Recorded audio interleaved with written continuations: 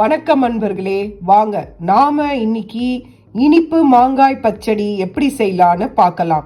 Sweet ரா mango பச்சடி. இது செய்யறதுக்கு நாம நல்லா ஒரு ரொம்ப காய் வேண்டாம், கொஞ்சம் பழுத்த மாங்காவா எடுத்துக்கிட்டு அதை நாம இந்த மாதிரி தோலோட ஸ்லைஸா கட் பண்ணி எடுத்துக்கோங்க.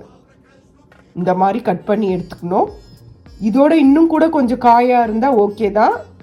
என்கிட்ட இந்த மாதிரி இருக்கு. வாங்க இது எப்படி செய்யலான்னு பார்க்கலாம். பாருங்க, இனிப்பு மாங்காய் பச்சடிக்கு ஒரு ஸ்பூன் எண்ணெய் எடுத்துக்கிறேன். அதுல கடுகு, உளுத்தம்பருப்பு, இந்த சிகப்பு மிளகாய் 1 அதை நான் இந்த மாதிரி கிள்ளி போட்டிருக்கேன். போட்டு அது வறுபட்டதும் நீங்கள் நறுக்கி வச்ச மாங்காவை போட்டு நல்லா வதக்குங்க. நல்லா வதங்கின மாங்காய் நல்லா வதக்கின பிறகு காட்டுறேன். இந்த மாதிரி தாளித்து அதில் இந்த மாங்காவை கொட்டிடுங்க. இது நல்லா வதங்கட்டும்.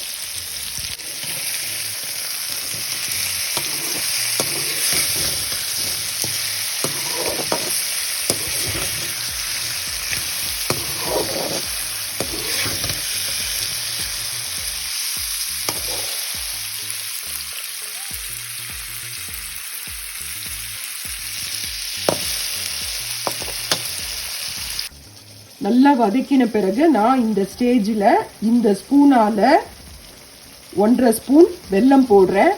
உங்களுக்கு இனிப்பு அதிகமாக நீங்கள் சாப்பிடுவீங்கன்னா உங்கள் டேஸ்ட்டுக்கு ஏற்ற மாதிரி கூட வெல்லம் சேர்த்துக்கோங்க. இதில் 1/4 டம்ளர் தண்ணி சேர்த்துக்கோங்க. தண்ணி அதிகமாக சேர்க்கக்கூடாது, வெறும் 1/4 டம்ளர் தண்ணி சேர்த்துக்கோங்க. வாங்க பார்க்கலாம். இப்போ பாருங்கள், நான் ஒரு 2 டேபிள் ஸ்பூன் வாட்டர் தான் சேர்க்குறேன். அதுக்கு மேலே நீங்கள் சேர்க்காதீங்க. ரொம்ப லூஸ் ஆகிடும், நீத்து போயிடும். இப்போ இந்த ஸ்டேஜில் நல்லா கிளறி விடுங்க. நல்லா கிளறி விட்டோன்னே நீங்கள் டேஸ்ட் பார்த்துக்கோங்க. ஏன்னா வெல்லம் எப்படி இருக்குது, ஸ்வீட் இருக்கா என்னான்னு. ஸ்வீட்டு கம்மியாக இருந்தால் ஆட் பண்ணிக்கோங்க, இல்லைன்னா அதோடு நிறுத்திட்டு இந்த ஸ்டேஜில் ஓரளவுக்கு திக்கானோடனே நீங்கள் இதை நிறுத்திடுங்க. இது சூப்பராக இருக்கும். இதை செஞ்சு பாருங்கள், இது நல்லா இருக்கும். ட்ரை பண்ணி பாருங்கள்.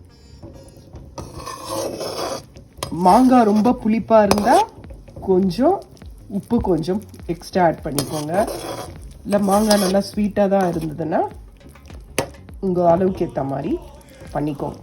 இந்த ஸ்வீட் மேங்கோ பச்சடி சாப்பிட ரொம்ப சூப்பராக இருக்கும். பாருங்கள், நல்லா ஜாம் மாதிரியே இருக்குது பாருங்கள். செம்மையாக இருக்கும். நல்லா குழஞ்சி ரொம்ப அருமையாக இருக்கும். ட்ரை பண்ணி பாருங்கள். ரொம்ப நேரம் அடுப்பில் வச்சுருக்காதீங்க, அப்புறம் கெட்டியாயிடும்.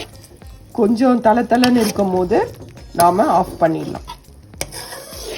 வெல்லம் அதுக்குள்ளே கரைஞ்சோடனே நாம் ஆஃப் பண்ணிடலாம். இப்போ இதை நீங்கள் டேஸ்ட் பண்ணி பாருங்கள்.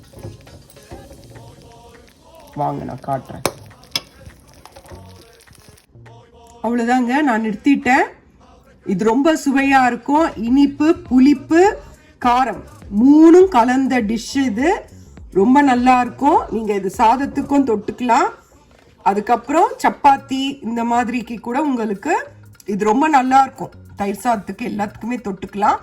இதை நீங்கள் செஞ்சு பாருங்க. செஞ்சு பார்த்துட்டு உங்களுக்கு பிடிச்சிருந்தா இந்த வீடியோவை லைக் பண்ணுங்க, ஷேர் பண்ணுங்க, சப்ஸ்கிரைப் பண்ணுங்க. இது அருமையான டிஷ்ஷு. செய்யறதுக்கு மறந்துடாதீங்க, செஞ்சு பாருங்க.